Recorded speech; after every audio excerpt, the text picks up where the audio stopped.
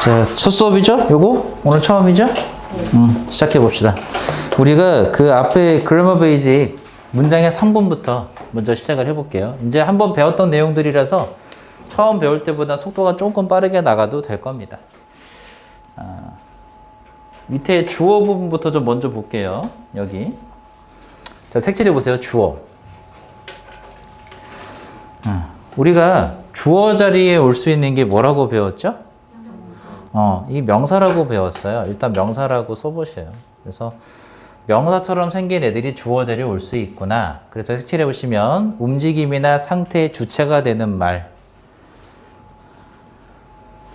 그리고 색칠할 건데 보통 문장의 맨 앞에 와서 있는 이가로 해석된다. 색칠. 이게 주어의 특징이에요.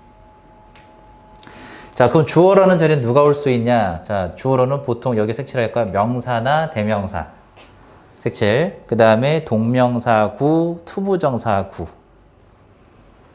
적었죠? 그럼 지금 몇 가지가 됐냐면 네 가지는 나온 거예요. 첫 번째 누구? 명사. 두 번째 대명사. 세 번째 동명사구. 네 번째 투부정사구. 자, 이제 보시니까 동명사는 알겠는데 동명사구라는 말이 등장했죠. 이것도 마찬가지 투부정사가 아니라 투부정사구라고 얘기가 나왔죠. 뭐가 다를까? 자, 우리가 누구 자리에 올 수 있냐면 주어 자리에 올 수 있는 게 명사라는 건 알았는데 이 자리에 올 수 있는 것들을 다시 한번 써보니까 첫 번째 명사, 두 번째 대명사, 이건 쉬워요. 세 번째 누가 올 수 있대요? 동명사구라고 했는데 이렇게 생겨낸 거지. 동명사 ing가 주어 자리에 올 수 있지만 우리가 동명사는 무슨 동사이기도 해요. 그쵸? 얘가 준동사이기도 하다라는 걸 배운 적이 있단 말이지. 이제 낯설지 않죠? 그러니까 얘는 준동사의 목적어를 따로 하나 가질 거란 말이야. 준동사의 보호가 나올 수도 있고요. 이해해요? 그럼 네 번째. 동명사 말고 누구도 투부정사라는 것도 투 플러스 동사 원형이라는 건 알고 있거든? 근데 얘도 마찬가지. 준동사니까. 얘도 준동사기 때문에 뒤에 뭐가 더 올 거다. 준동사의 그치. 목적어나 혹은 보어가 나타날 것이다. 여기까지를 주어라고 보는 부분. 그죠? 얘네들 우리가 뭐라고 하는 거야? 이걸 동명사구, 이걸 투부정사구라고 부르는 거예요. 이해했죠? 그 다음에 책에 안 나왔지만 하나 더 있어요. 우리 배운 게 있고요. 뭐더라? 바로 명사절이죠.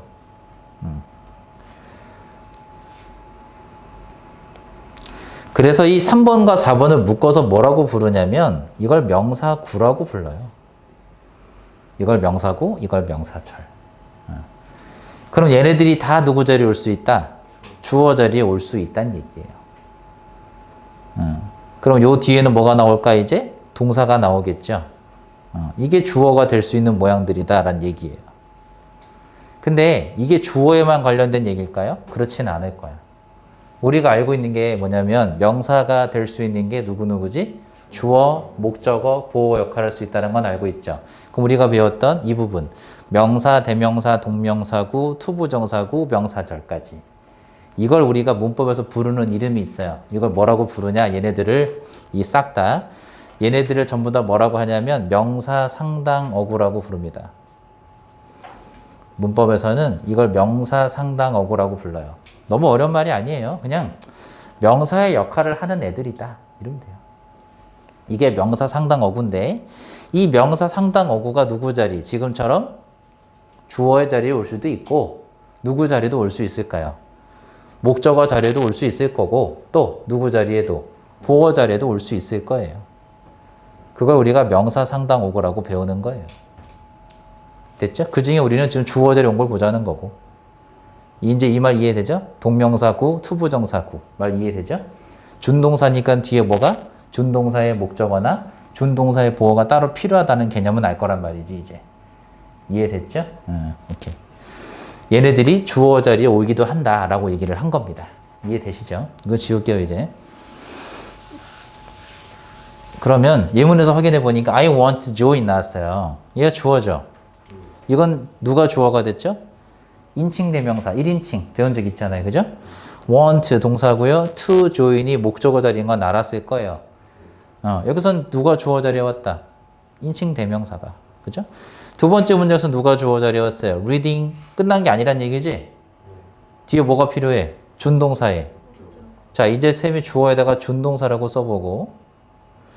그렇지. 준동사의 목적어가 필요한데 그게 comic-books구나. 그럼 여기까지가 주어구나. 근데 정확히는 누가 주어죠? reading이 동사 주어인 건 맞아요. 그죠? 동명사가 주어면 무슨 취급해? 단수 취급하니까 뒤에 단수 동사 온 거 이해되죠? 원어브에서 이 원이 보어예요. 구조 간단하게 됐는데 또 하나 봅시다. 우리 미리 볼게요. 투부정사도 누구 자리에 왔죠? 목적어 자리에 왔지만 얘도 무슨 용법? 아까 우리가 투부정사 구 배웠죠? 이게 무슨 용법이겠어? 주어 자리에 오면 명사죠 용법인 거예요. 그럼 얘가 지금 누구 자리에 왔죠? 목적어 자리에 왔으니까 얘도 명사죠 용법일 거예요. 그런데 준동사에 목적어가 따로 있겠죠. 얘도. 미리 배웁시다. 그럼 여기 있는 투부정사는 누구 자리에 왔어요? 목적어 자리에 왔지만 이걸 뭐라고 부를까요? 이것도 투부정사 구라고 부르는 거예요. 이게. 누구 자리에 왔어요 이번엔? 목적어 자리에 온 거예요. 이해되시죠? 자, 그 다음에 해석을 좀 간단하게 해보면 어떻게 되니? I want to join a school band인데 나는 학교 밴드에 가입하고 싶어 이거지. 자, 두 번째 문장은 reading comic books 뭐 하는 것이? 그치. 지금 목적어기 때문에 을을 붙인 거예요. 그래서 만화책을 읽는 것 이렇게 된 거죠. 만화책을 읽는 것이 one of my hobbies 보다 내 취미 중 하나다. 됐죠. 간단하잖아요. 다음 질문. 자, 동사 보자 이번엔. 동사. 자, 동사는 색칠할까요? 주어의 상태나 동작을 나타내는 말 색칠하세요. 자, 집중해야 될 건 바로 이건데 상태 그리고 동작. 여러분들이 어느 정도 예측을 할 거라고 믿는데 주어의 상태를 말하는 말이 바로 비동사입니다. 그리고 이건 뭐뭐이다라고 해석하죠. 이게 뭐뭐이다라고 생각하는 게 바로 무슨 동사예요? 이게 상태 동사인 거예요. 그 다음에 동작. 동작은 말 그대로 뭐뭐 하다라고 해석하는 게 동작이에요. 그죠? 뭐뭐 하다. 이거 동작을 나타내는 말은 뭐뭐 하다라고 해석을 하는 거고 상태를 나타내는 말은 상태 동사라고 해서 뭐뭐이다라고 해석하는 거예요. 그래서 동사라는 게 해석이 두 가지인 거죠. 뭐뭐이다, 뭐뭐 하다 두 가지. 상태를 나타내는 말, 동작을 나타내는 말. 이해되죠? 우리가 일반적으로 알고 있는 그 동작을 나타내는 말이 바로 일반 동사예요. 그래서 일반 동사. 그래서 미리 아는데 동사라는 건 두 가지가 있구나. 상태 동사가 있고 일반 동사가 있고 이거 말고 또 있죠. 이 상태가 바뀌는 동사라고 해서 상태 변화 동사도 있는데 그건 나중에 보자. 여기선 두 가지밖에 얘기 안 했어요 아직은. 그러니까 상태 동사가 뭐뭐이다. 일반 동사는 뭐뭐하다. 우리가 좀 이따 배우게 될 상태 변화 동사는 뭐뭐하게 되다. 뭐뭐 되다 이렇게 되는 게 있겠죠. 그건 상태 변화 동사예요. 그건 나중에 할 거고. 자, 대부분 한 단어로 써요. 자, 지금 자식을 보시면 동사는 특징이 뭐야? 대부분 한 단어예요. 그러니까 동사라는 건 특징이 뭐냐? 쌤이 이건 그냥 보세요. 이거 쓰지 마. have been ing, 뭐 have been pp형. 좀 동사를 길게 써본 거예요. 쌤 일부러. 이래도 몇 개야? 이게 하나예요. 여러분들이 많이 배웠던 형태 is ing, pp. 동사 누구예요? 진행형, 수동태, 같이 동사라고 얘기했죠. 기억해요? 다시 한번 얘기하자. 대부분 한 단어. 이해돼요? 대부분은 한 단어지만 두 단어 이상이 모여서 하나의 동사 역할을 하게 돼요. 그래도 하나 취급한다는 거 이해됐죠? 동사는 하나야. 그리고 조동사의 도움을 받아. 이게 무슨 말이야? 우리가 알고 있는 조동사라는 것들은 혼자 나올 수 없잖아요. 뒤에 누구 나오기 때문에. 동사 원형을 달고 온다. 그럼 얘네들이 한 세트란 얘기예요. 이렇게. 이게 동사란 얘기겠지. 그림을 보면. 여러 가지 보충 의미를 갖기도 한다. 이해되죠? 결국은 쉽게 말하면 동사는 뭐야? 하나야. 동사는 하나인 거예요. 자, Gabriel watched 나왔잖아. 주어고요. 동사 어디 있죠? 여기 있잖아요. 한 단어죠. They put off the meeting. put off가 뜻이 뭐지? 뭐뭐를 미루다인데 몇 단어예요? 두 단어죠. 자, 이걸 이어동사라고 배웠을 거예요. 왜 이어동사라 부르니? 두 개의 단어로 이루어진 동사다라고 해서 이걸 이어동사라고 부르죠. 다시 한번 얘기하면 두 단어 이상이 모여서 하나의 동사 역할을 하기도 해요. 이게 이어동사. 만약에 두 단어가 아니고 세 개가 다, 그럼 삼어동사라고 합니다. 예를 들면 우리가 잘 알고 있는 수거, take care of. 이건 무슨 동사라 불러요? 이건 삼어동사라 불러요. 그래서 삼어 동사라고 쓰는 문법책도 있고요. 그냥 한국말로 삼어 동사 이렇게 쓰는 성도 있어요. 근데 너무 어려우면 구동사다. 여러 개 단어를 이루어진 동사다라고 해서 구동사. 자, put up는 뭐뭐를 미루다 연기하다.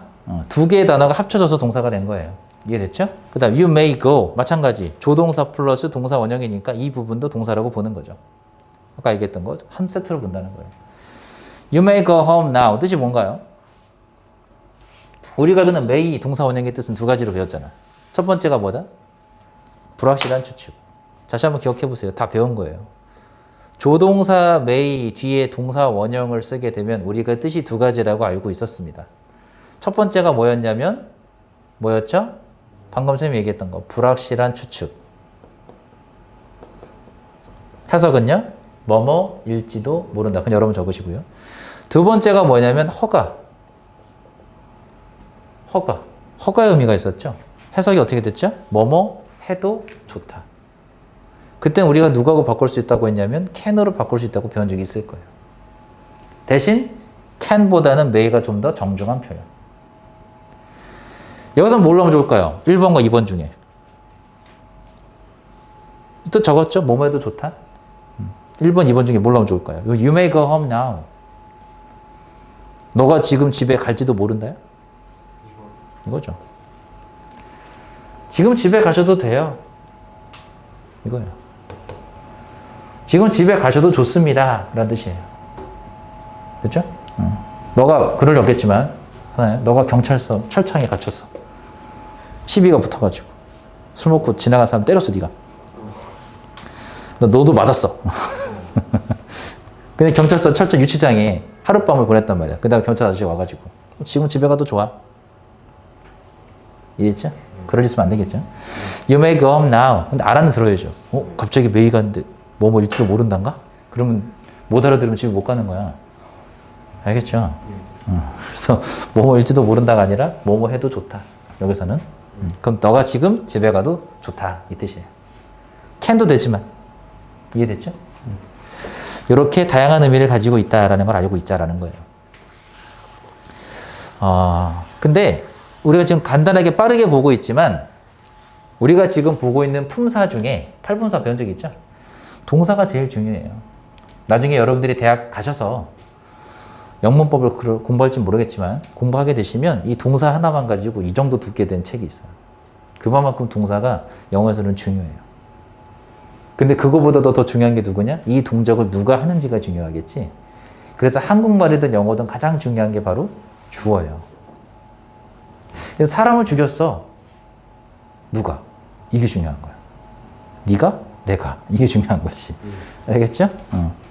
그래서 동사도 중요하겠지만 그에 못지않게 누구도 중요하다. 주어.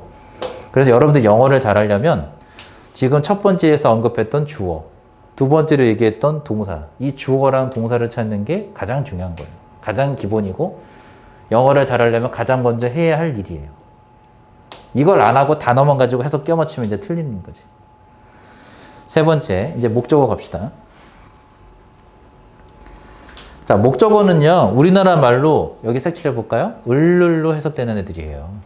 을을 색칠하시면 돼요. 근데 목적어의 위치, 지금 여기서 자세히 보시면 주어부터 다시 보세요. 주어가 어디에 오죠? 보통, 거기 보세요. 보통 문장의 맨 앞, 그 물자 거기에 집중해봐. 동사는 어디에 온대요? 동사 어디에 와요? 주어 다음에 오죠. 목적어는 어디에 온대요? 지금 보니까. 동사 다음에 오는 말. 지금 이 말이 계속해서 왜 나온지 생각해 볼까? 한국말하고 영어하고 가장 다른 점이 이거예요. 한국말은 있잖아. 봐봐. 나는 너를 사랑한다. 좋아. 이게 한국말의 표준어지. 표준에서 내가 좀 바꿔볼게. 나, 너 사랑한다. 말 이상해요? 아니요. 되죠? 사랑한다, 나, 너. 이해돼? 안 돼요? 이해는 돼. 이해는 되죠? 이해되는 게 중요하다니까? 이게 한국말의 특징이야. 나, 너 사랑해. 되죠? 이게 뭔 말이냐면 한국말은요. 위치가 중요하지 않아요. 각 단어의 의미가 중요해요. 그쵸? 근데 영어는 잘 봐. I love you라고 쓰는 거랑 you love me라고 쓰는 거랑 같나요? 엄청나게 다르죠? 매우 다른 거야. 이건 전혀 다른 얘기야. 근데 한국 사람들은 영어, 여러분 이런 친구들 있죠? 직독짓기로 해석하는 친구들. 그건 마치 이걸 똑같이 보는 거랑 같아요. 그래서 그렇게 하지 말라는 거예요.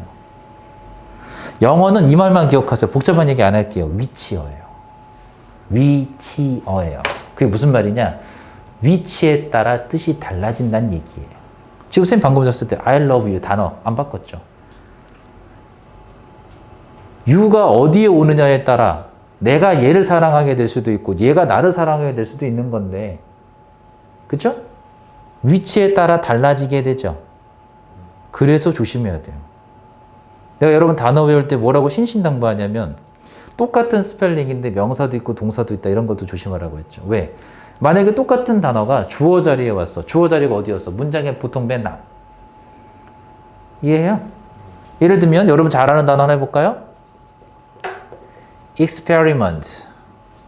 뜻이 뭐죠? 처음 보는 단어예요? 처음 하는 단어예요? 본 적 있는데 기억은 안 나? 이게 뭐지? 자, 이게 명사일 때는 실험이에요. 보통 month로 끝나는 건 명사거든? 근데 특이한 게 뭐냐? 신기한 게 뭐냐? 얘는 동사도 있어요. 실험하다도 있어요. 그럼 이걸 무시하고 그냥 실험이라고 외운 애들을 보자. experiment, 실험 이렇게 외웠다고 쳐보자. 이게 동사 자리에 나타나게 되면 주어 자리 나왔어. 예를 들면 he 이렇게 나왔어. experiment 나왔어. 이런 식으로. 어떻게 알아? 이게 우리 동사라는 거 어떻게 알았어요? 위치를 잘 생각하라니까 누구 다음에 왔어? 주어 다음에 왔으니까 동사로 쓰인 거예요. 이해하죠? 영어는 뭐야? 위치어예요. 그래서 똑같은 스펠링이라고 하더라도 이 단어가 나타난 위치에 따라 품사가 달라져요. 그럼 품사가 달라지면 뭐도 달라지겠어요? 뜻도 달라져요. 이해됐어요? 그래서 품사를 중요하게 얘기하는 거예요. 계속해서. 영어를 공부할 때 뜻으로만 외우면 나중에 큰일 납니다. 지금 이 문장이 짧을 때, 이 정도 길이 짧을 때 별 큰 문제 없죠. 차이점도 없고요. 조금만 길어져 보세요. 이게 한 두 줄 넘어가는 문장 나타나 봐요. 그때부터 멘붕 올 거예요. 그래서 짧을 때부터도 미리미리 연습을 하시라는 얘기입니다. 자, 그럼 다시 한번. 목적어랑은 어디에 온다? 보통 동사 다음에 나와요. 그죠? 그리고 조금 더 생각해 보세요. 목적어라는 건 무슨 동사 다음에 나오죠? 타동사 다음에 나오죠. 자동사는 목적 안 나와요. 주로 타동사 다음에 나오는 겁니다. 그죠? 그래서 을룰로 해석해요. 보통 목적어로 누구 조려운데 색칠해 볼까요? 명사, 대명사, 동명사구, 투부정사구. 또 하나 써보세요. 뭐도 있죠? 명사절도 있어요. 그럼 아까 우리가 주어 자리에 왔던 거하고 똑같죠? 당연히 똑같아요. 그럼 다시 한번 누가 올 수 있다? 주어, 동사, 정확히는 타동사죠. 그 다음 목적어 자리 있으면 이렇게 써볼게요. 누가 온다? 단 이렇게 간단하게 써볼게. 이제 이렇게 쓰면 이해가 되죠? 명사 상당 어구들이 목적어 자리에 온다. 이러면 이해가 갑니까? 그게 누군지는 외우셔야 돼요, 이제. 다시 한번 뭐 했죠? 명사, 대명사, 동명사, 투부정사, 명사절. 이거 외우세요, 지금. 다시. 명사, 대명사, 동명사, 투부정사, 명사절. 외우세요. 됐죠? 이 자리가 누구 자리에 올 수 있어? 지금 얘네들이 주어 자리에 올 수도 있었고 목적어 자리에 올 수도 있었겠죠. 그죠? 그럼 또 저기다가 목적어 자리에 올 수 있는 거 명사라고 써버리면 될 거예요. I want some coffee. 목적어 자리에 두 단어가 왔죠? 세 번째 누구 자리에 왔죠? try 다음에 지금 얘가 동사예요. 동사 다음에 목적어 누가 나왔죠? to solve가 목적어인데 그냥 나온 게 아니지. 얘도 우리 준동사니까요. 준동사 뒤에 뭐가 필요했지? 준동사의 목적어가 필요한 거예요. 그래서 이 책의 내용으로 보면 여기 to solve부터 여기까지가 다 목적어다 이렇게 보는 거예요. 근데 쌤은 나눠줬죠. 이렇게. 자, 그럼 뭐 하고 있는 중이다? 뭐 하려고 노력하고 있다? 그 문제를 해결하려고 노력하고 있는 중이다 이거예요. try to 부정사가 뭐 하려고 노력하다 했어요. 그래서 그가 그 문제를 해결하려고 노력하고 있는 중이다 이거죠. 해석됐죠? 자, 이번에 미리 가봅시다. 보어 자리 많이 봤을 거예요. 여러분들이 얘기해 보세요. 보어 자리 올 수 있는 거 두 가지. 첫 번째 명사, 두 번째 형용사. 여기까지는 알 거고 또는 그렇죠. 이게 떠오르면 돼요. 그러니까 하나만 더 얘기해 봐요. 누구는 오면 안 되더라? 그렇죠. 부사는 오면 안 된다. 이 정도 알면 끝난 겁니다. 그 다음에 우리가 또 뭘 기억하면 좋으냐? 보어라는 게 대체 하는 일이 뭔데? 이거예요. 주어나 목적어에 대한 정보를 보충 설명해 주는 말. 일단 여기 색칠하시면 되는데 보충 설명해 주는 말이에요. 일단 이걸 먼저 이해하세요. 보충 설명해 주는 말이 보어구나. 근데 앞에 좀 뜯어보면 주어나 목적어를 보충 설명해 주는 말이에요. 우리가 주어를 보충 설명해 주는 말을, 자, 주어를 보충 설명해 주는 말, 그걸 우리가 뭐라고 하죠? 그렇죠. 이걸 주격 보어라고 불러요. 이번엔 목적어를 보충 설명해 주는 말, 그게 뭘까요? 그렇지. 그걸 목적격 보어라고 불렀던 거예요. 그러니까 다시 한번 기억해 보시면 여기 보어 자리에 올 수 있는 거 첫 번째 누구예요? 명사. 두 번째 누구? 형용사 또는 분사. 그럼 얘네들이 누구 자리에 올 수 있어? 주격 보어 자리에 올 수도 있고 목적격 보어 자리에 올 수도 있는 거예요. 됐죠? 그럼 주격 보어라는 글자를 보는 순간 몇 형식이다? 2형식. 목적격 보어는요? 5형식이죠. 그래서 지금 여기에 보시면 주격 보어라는 말이 등장하고 목적격 보어라는 말이 등장하는 거예요. 그럼 주격 보어는 몇 형식이다? 2형식이니까 주어를 보충 설명하는 말이에요. 됐죠? 그 다음에 목적격 보어는 누구를 보충 설명하겠어요? 목적어를 보충 설명한다라는 게 되는 거예요. 그래서 우리가 하나하나 따로 그려보면 주어 다음에 몇 형식? 2형식 동사라고 쌤 표시했어요. 그 다음에 보어 자리에 누가 올 수 있다? 이 자리에 두 가지 다시 한번 얘기해 보세요. 명사가 올 수 있을 거고요. 형용사가 올 수 있겠죠. 또는 분사가 올 거고요. 한 번 더 얘기하지만 부사는 이 자리에 올 수 없다라고 얘기한 겁니다. 이게 2형식 그림의 특징이에요. 그 다음에 책에 없는 걸로 한번 더 해볼게요. 우리가 명사라는 건 주어랑 무슨 관계라고 했지?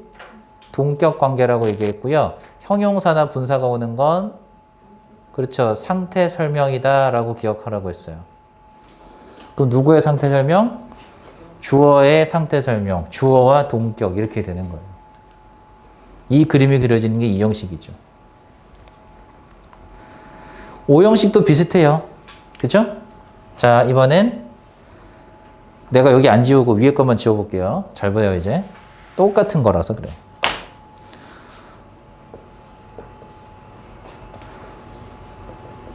오형식 동사, 목적어, 다음 목적격 보어 자리. 이 자리에도 마찬가지 똑같아요. 똑같죠? 그럼 목적격 보어 자리 누가? 명사, 형용사, 분사 올 수 있고 부사는 목적격 보어 자리 올 수 없는 거예요. 자, 아까하고 좀 다른 건 이번엔 누구하고 연결지요? 목적어랑 연결 짓는 거예요. 그래서 누구하고 동격? 목적어와 동격. 목적어의 상태 설명. 됐죠? 당연한 거지. 명사, 목적어가 명사니까요. 명사하고 명사가 나오면 같은 거예요, 동격. 그 다음에 명사를 꾸며주는 게 형용사니까. 상태 설명. 이해됐죠? 배운 적 있으니까 알 거예요.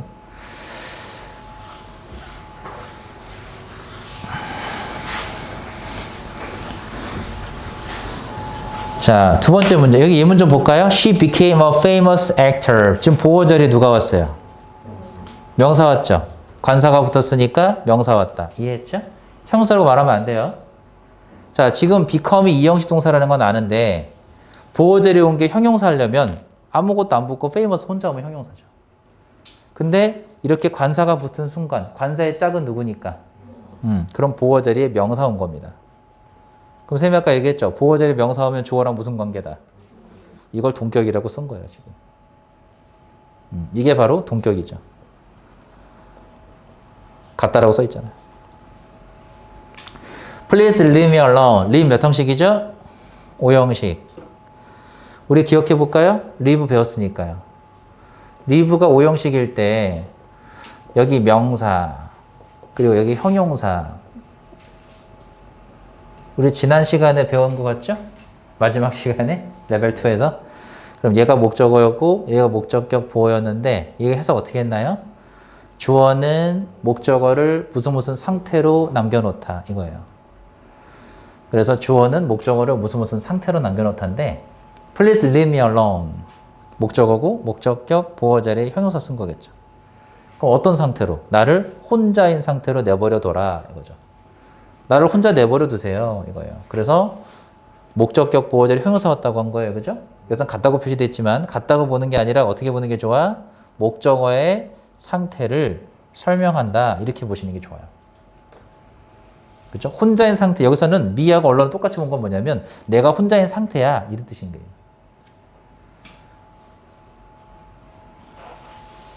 자, 그럼 쌤이 예문 하나만 더 해볼까요? Please leave the door. 이제 안 해? Leave the door open. 그럼 얘가 목적어고 얘 누구 자리 왔어요? 품사는 동사 아닙니다. 알겠죠? 오픈 동사 아니에요? 열다? 맞긴 맞지. 그게 지금 동사 자리에 왔을 때 이 단어가 위치어라고 했죠, 쌤이? 이 오픈이 동사 자리에 왔어요? 만약에 쌤, please open the door.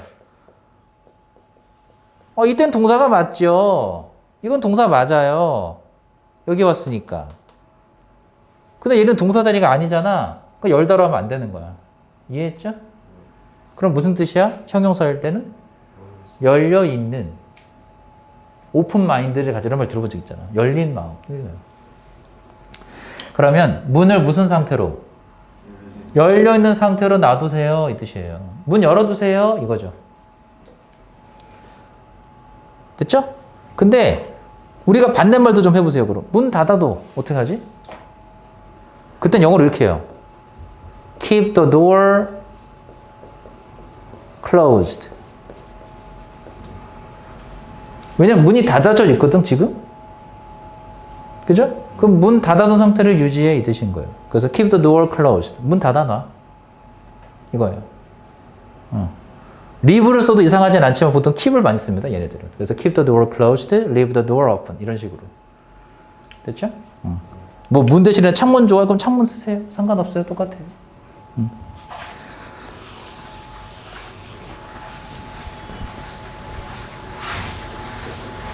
자, 여러분들이 이미 배웠던 문법들이 상당 부분 많지만 이렇게 정리를 하고 들어가자는 거예요.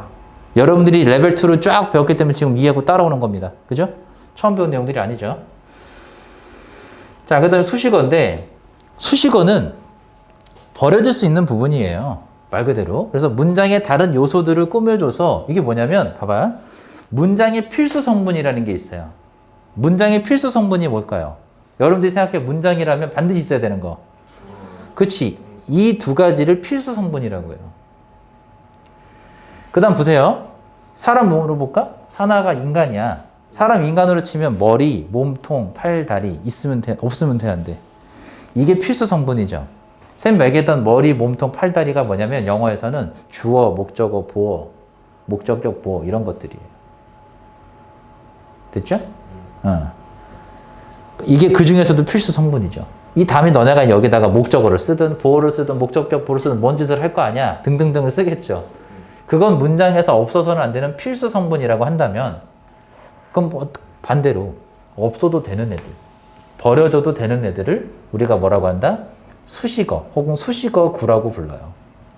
그러니까 수식어는 한 단어일 때 말하는 거고 수식어 구라는 건 몇 단어가 넘어가겠어요? 두 단어가 넘어가는 걸 수식어 구라고 부르는 거예요. 자, 예를 들면 주어를 우리가 people 쓸 수 있어요. 선생님 어떻게 돼본 적이 있죠? People in this room. 그럼 이 방 안에 있는 사람들 했죠. 그러면 people in this room이라는 단어를 들었을 때 people은 없어서만 안 되죠. 근데 in this room은 어때? 이해됐죠? 그래서 쌤 써보면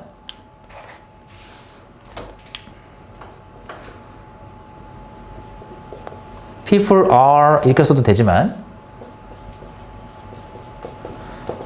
people in this room are 썼을 때 얘가 바로 뭐다?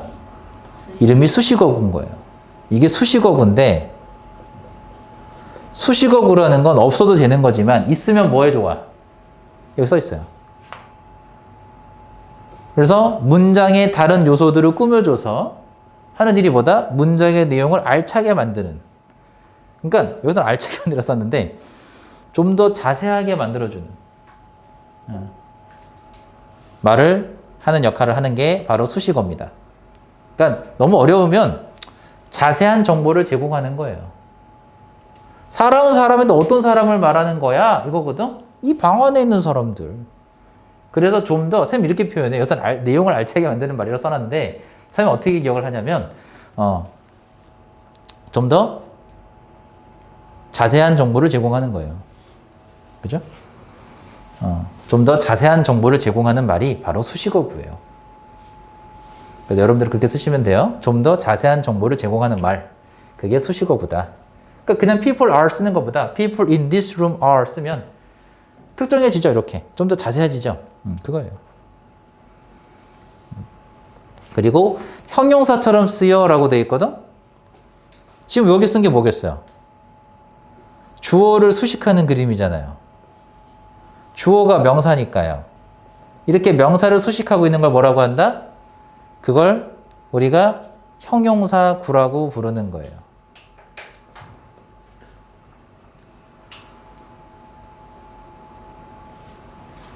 이렇게 생긴 게.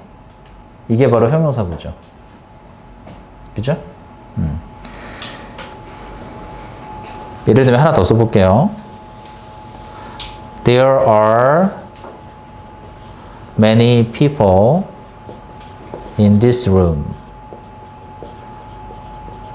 똑같이 in this room을 썼는데 얘는 뭐냐? 얘도 수식어구지만 얘는 부사구라고 부릅니다.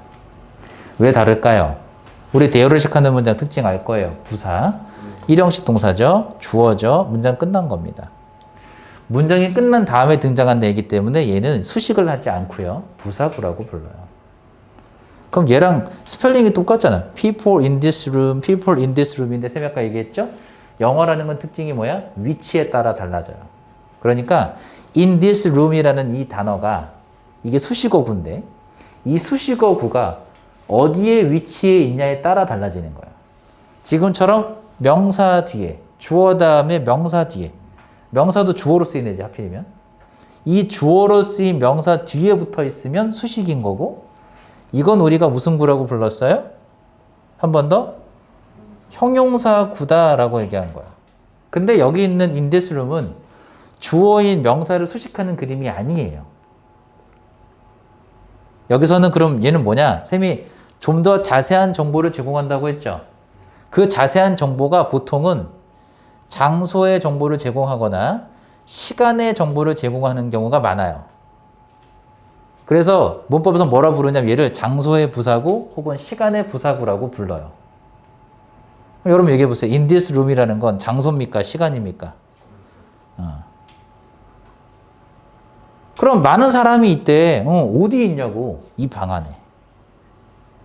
그래서 장소의 정보를 추가적으로 제공하는 역할을 하는 거예요. 여기서는 그걸 문장 내용을 알차게 만들어준다라고 얘기한 거고요. 이해했나요? 오케이. 그래서 people in this room 해도 되고 There are many people in this room 해도 됐지만 똑같은 in this room을 썼죠. 근데 위치에 따라서 다르다. 여기선 부사라고 쌤이 얘기했고 쌤이 여기서는 형용사구라고 얘기했죠. 다르죠? 그러면 대체 수식어구가 뭐냐라고 했을 때 가장 대표적인 그림이 꼭 이건 아닌데 가장 대표적인 그림은 뭔 것 같아요? 바로 전치사구. 전치사구가 바로 수식어구다 라고 기억하시면 돼요. 그럼 이 전치사구는 역할이 다시 한번 살짝 정리하면 두 가지 역할이 있던 거예요. 무슨 구와 무슨 구 역할이 있다. 그렇죠. 얘는 형용사구의 역할도 있고 부사구의 역할도 있다. 그래서 부사구일 때는 장소의 부사구, 시간의 부사구라고 얘기를 하는구나. 이해했나요? 자, 볼까요? 이 두 번째 문장 볼게요. In the morning. 여러분 얘기해 보세요. 이거 뭐겠어요? 부사구. 정확히는 무슨 부사구? 시간의 부사구인 거예요. 이제 이해되시죠? 내가 일찍 일어났어. 언제? 여기 나오지. 아침에 일어날 수도 있고 밤에 일어날 수도 있잖아. 저녁에 일어날 수도 있고 오후에 일어날 수도 있고요. 그래서 좀 더 자세한 내용을 적용하는구나. I woke up early인데 woke up 일형식 자동사. 그죠? early도 부사고요. 이건 부사고. Handsome man is my uncle. 일단 이거 빼보고 생각해봐요. 지금 형용사가 어디에 왔죠? 관사하고 명사 사이에 왔죠. 이거 없으면 그 사람이 내 삼촌이야. 난 알겠는데 어떤 삼촌? 저 잘생긴 남자가 내 삼촌이야. 됐죠? 그래서 얘는 형용사처럼 쓰인 거죠. 이해했나요?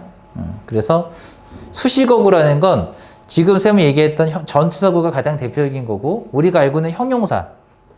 이 형용사도 바로 뭐 하는 거야? 수식어예요. 수식어. 명사를 수식하는 말. 이해했지? 그래서 수식어라고 부르는 것 뿐이에요. 그럼 우리가 다시 한번 떠다보니까 관사하고 명사 사이에 왔으니까 형용사구나. 형용사를 우리가 뭐라고 한다? 수식어라고 부르는 거예요. 그럼 우리가 형용사에 관련된 얘기도 하나 할게요. 자, 이거 지울게요, 이제. 자, 이제 중요한 그림을 그릴 건데, 쌤이. 방금 여기서 봤지만 형용사라는 게 어디에 왔죠? 지금 보면 관사 그리고 명사 이 사이에 왔어요. 그렇죠? 요렇게.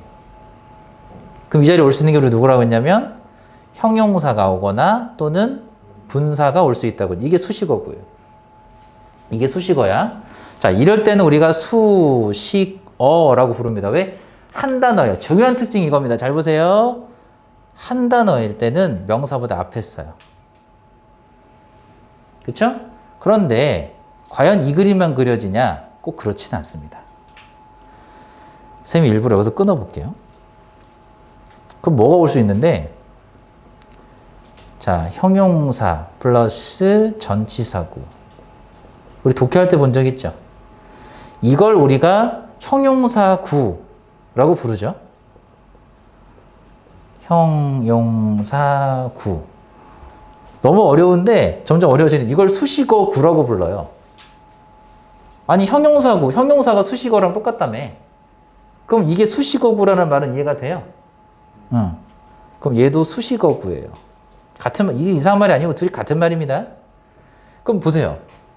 얘는 왜 뒤에서 수식하죠? 그렇지. 간단하게 말하면 얘는 두 단어가 넘어가요. 두 단어가 넘어가죠. 길어졌잖아요. 길어질 때는 명사보다 뒤에서 수식해요. 한 단어 할 때는 앞에서 와요. 이게 형용사의 특징이에요.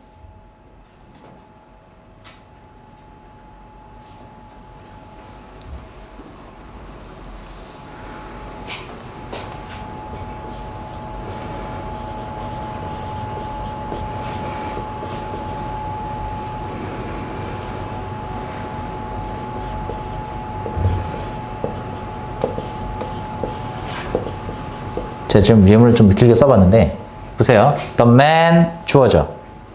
품사 뭐예요? 형용사죠. 근데 지금 일부러 쌤이 이거 썼는데 왜냐면 able to 동사 원형. 아니, 아까 선생님이 형용사다면 전사구라면서요. 가장 대표적인 경우고요. 형용사구라는 건 두 단어가 넘어가서 길어진 애들을 말해요. 그러니까 너무 어려워요? 그럼 이렇게 얘기할게요. 형용사 플러스 알파 이렇게. 그럼 길어진 애. 이렇게 길어진 애들을 형용사구라고 해요. 그 중에 가장 흔하고 대표적인 애가 이런 모양이고 이거 말고 일부러 딴 거 보여준 거예요 지금 쌤이. 형용사 플러스 이건 전체사구가 아닌데 이것도 형용사구예요. 얘기했죠? 형용사 플러스 알파라고. 그러면 주어를 이렇게 수식한 그림이 되죠. 그럼 여러분들 여기 동사인 건 알 거니까 주어를 해석해보면 어떻게 돼요? 이 일을 할 수 있는 사람. The man able to do this job is 나온 거예요. 이 문장을 봤을 때 해석이 가능해야 한다는 거예요. 이해됐죠? 자, 다시 한번 이 문장을 쌤이 어떻게 해석했죠? 이 일을 할 수 있는 사람이에요. 자, 여러분들이 문법 시간에 나한테 잘 배웠기 때문에 조금 더 기억을 더듬어 보시면 이렇게 형용사구가 뒤에서 수식할 때 지금 잘 따라오셔야 돼요.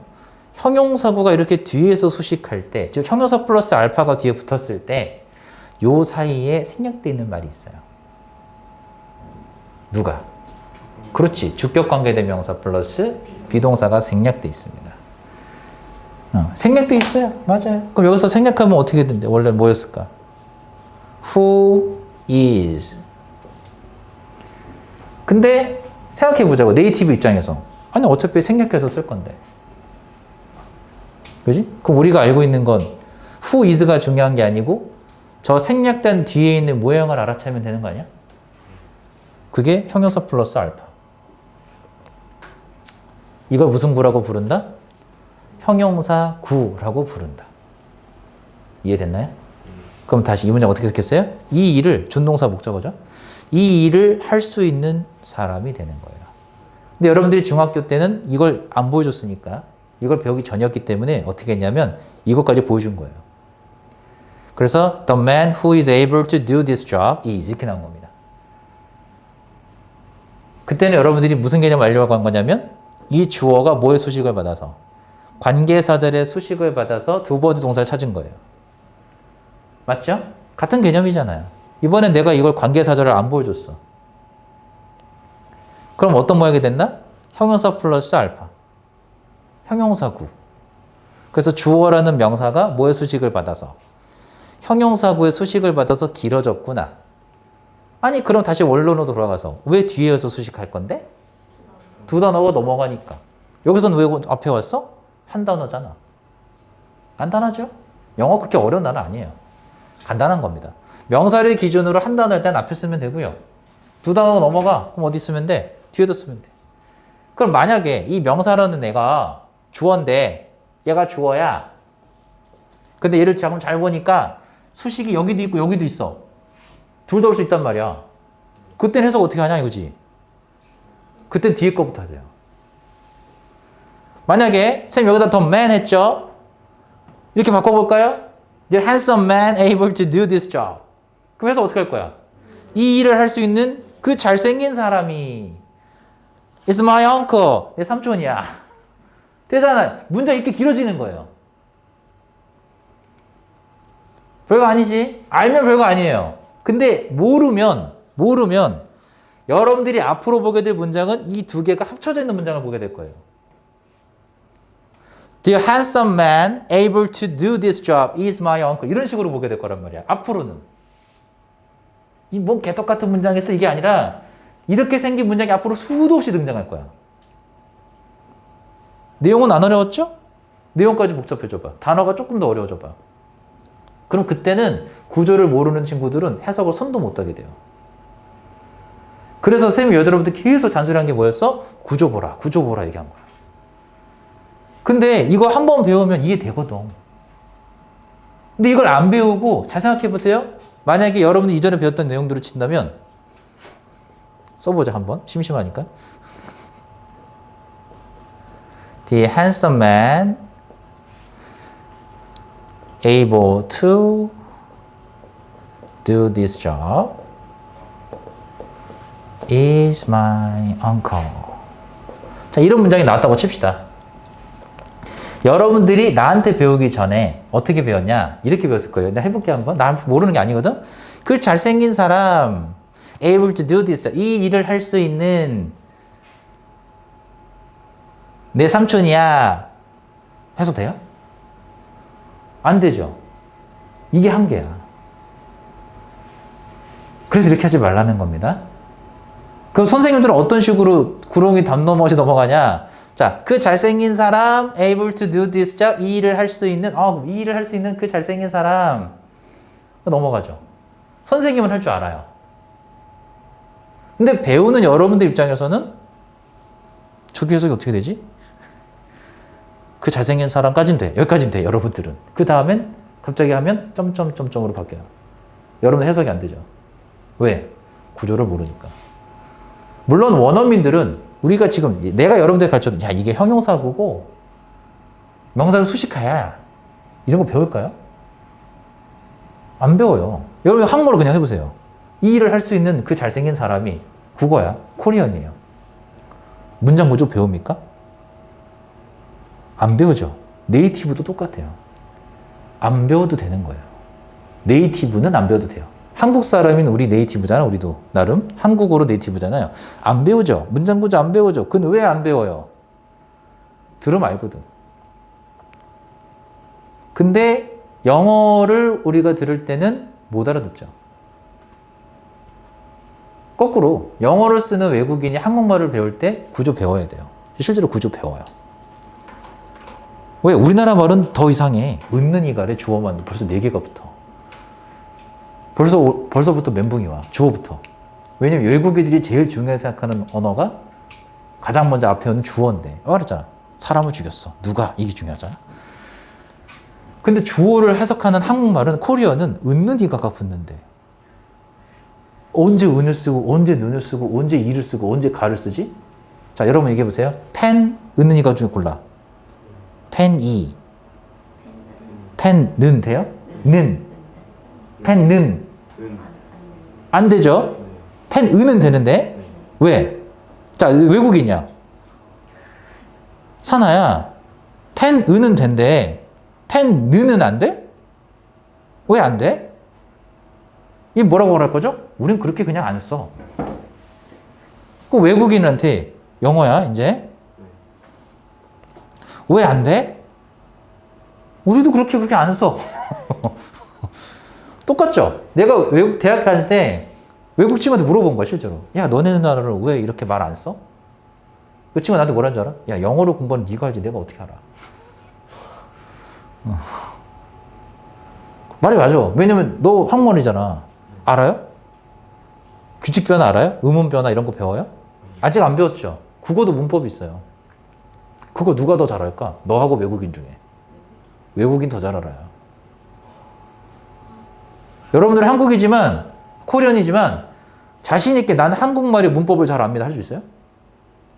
경험을 해서 답은 찍을 수 있죠. 답은 맞출 수 있죠. 설명할 수 있냐고. 펜은은 알겠어. 펜는 왜 안 돼? 설명이 안 되지. 외국인은 돼요.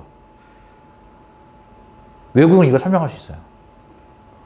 뭐 국외음화 이런 거 배운 적 있어? 국외음화 이런 거 안 배웠죠? 처음 듣는 말이야? 배울 거예요 나중에. 그걸 여러분들은 아기 때부터 자연스럽게 들었기 때문에 펜이라는 단어를 조여줬을 때 펜은 돼. 펜이 괜찮아. 펜가 이상해. 펜는 이상해. 이렇게 한단 말이에요. 맞죠? 그러니까 외국인 입장에서 생각해. 웃는 이가로 했을 건데 이게 얼마나 이상한 언어야. 그럼 경을 쓰고 수만 가지가 될 거 아니야. 어떻게 다 외워? 그죠? 그냥 영어로는 뭐야? pen is. 그쵸? 하나야 그냥 걔네들은. pen is야 그냥. 그죠? 국어로는 웃는 이가래. 한국말은 4개인데 영어로 하나야. 뭐가 더 어려운 언어야? 그럼 거꾸로 이렇게 해봐. 이렇게 해봐. 여러분들은요, 영어보다 어려운 언어를 네이티브 스피커로 말하는 사람들이에요. 그럼 뭔 말이냐면, 언어에도 난이도가 있거든? 한국어가 전 세계 언어 중에 제일 어려운 난이도 중에 하나예요. 제일 어려운 건 아니고 제일 어려운 것들 중에 하나야. 언어학자들 얘기야, 실제. 우리나라 말이 국뽕이 아니고 언어학자들이 이 단계를 나눠봤어. 나눠봤더니 제일 배우기 어려운 지랄 맞은 단어가 어디냐, 언어가 어디냐, 한국어가 제일 탑이야. 영어는 그 위. 그러니까 영어가 레벨 5단계 정도 다니더라면, 아니, 한국말이. 영어는 레벨 4. 그러니까 영어보다 한국말이 더 외우기 어려운 단어예요. 학습하기 어려운 단어란 말이야. 그러면 여러분들이 수학으로 생각해봐. 레벨 5짜리 수학 문제집을 풀다가 레벨 4짜리 풀면 어때요? 에이, 쉽지. 초등학교 5학년이 4학년 걸 풀면 어떻겠어? 에이, 발로도 풀겠다. 이런 말 할 거 아니야. 마찬가지예요. 여러분 영어 잘하고 싶죠? 국어 공부하셔야 돼요. 국어를 잘하잖아요? 레벨 5짜리 잘하잖아요? 레벨 4는 식은 좀 더 쉬워요. 근데 여러분들 영어를 공부하는 특징 중에 잘못된 습관이 뭐냐면 한국말을 무시해버리고 영어만 하려고 해요. 아, 영어를 있는 그대로 받아들이지 뭘 분석하고 따지고 그래? 아니야. 분석하고 따지셔야 돼요.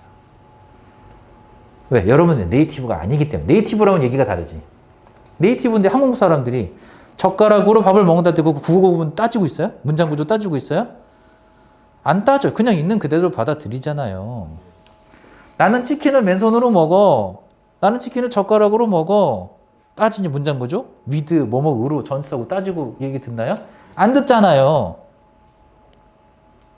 영어는 그렇게 봐야 돼요.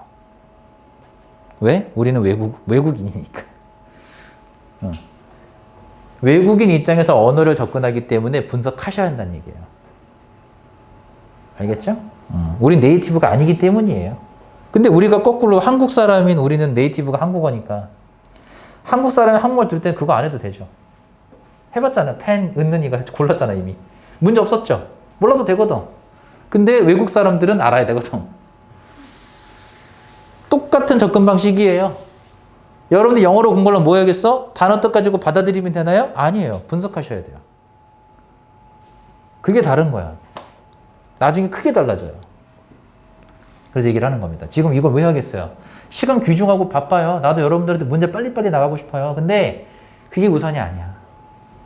문제 많이 푼다고 이런 거 참 많잖아. 시중에 3,300제, 3,600제 이런 거 많아요.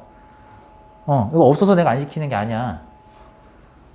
아, 나 편하지. 이거 메인 교재 해주고요. 이거 하나 선정해가지고 이거 숙제 교재니까 몇 페이지부터 몇 페이지까지 풀어오세요. 그거 말 안 받아내는 게 힘들 것 같아요? 안 어려워요. 쉬워요. 이것도 숙제 내주고 워크북까지 숙제 내줘봐. 우리 학원 빡세다고 소문 금방 날걸? 엄마들 엄청 좋아할걸요? 근데 그거 안 시키는 이유가 뭔 것 같아요? 니들한테 도움 1도 안 돼. 그래서 안 시키는 거예요. 내가 할 줄 몰라서 안 시키는 게 아니에요. 그거보다 문제를 3,000문제 푸는 것보다 더 중요한 게 뭐냐? 이거예요. 지금 우리 하고 있는 거. 문장 구조 뜯어볼 줄 아는 게 훨씬 좋아요. 이거 할 줄 알고 나서 시킬 거예요. 학원들에서 이런 거 3,600자 같은 거 시키는 이유가 뭔지 알아? 이러면 이렇게 시키면 이거야. 닭이 먼저냐, 달걀이 먼저냐, 이런 싸움이에요. 문제를 많이 풀려, 빡세게. 한 3,000문제 좀 풀린 다음에 이제 원리를 좀 알겠지? 이 방식이고. 나는 니들한테 뭐라고 하냐면 원리를 먼저 알고 문제 풀자. 그래서 내가 문제 설명 다 해주죠. 이거 지금 이해됐죠? 자, 3,600제로 하는 방식은 어떤 방식이 되냐면 이거 한 권을 빨리 푸는 거예요. 그 다음 레벨로 넘어가면 이해가 돼요, 이제? 또 모르죠. 여러분 계속 모를 거예요. 그래서 안 시키는 거야. 도움이 안 되니까. 내가 해봤거든. 내가 너네분 나이 때 그렇게 공부한 사람이에요. 문제 푸는 기계 마냥. 근데 그렇게 해서 공부를 해봤더니 하나도 도움이 안 돼. 그래서 그렇게 안 시키는 겁니다. 알겠죠? 할 줄 몰라서 하는 게 아니에요. 나는 양이 너무 적은 것 같아서 불만이다. 오세요. 숙제 얼마든지 추가로 내줄 수 있어요. 자, 그러면 다음 페이지로 넘어가야 되는데 여러분들이 힘드시니까 조금만 쉬었다 할게요. 5분만 쉬었다 할게요. 요거는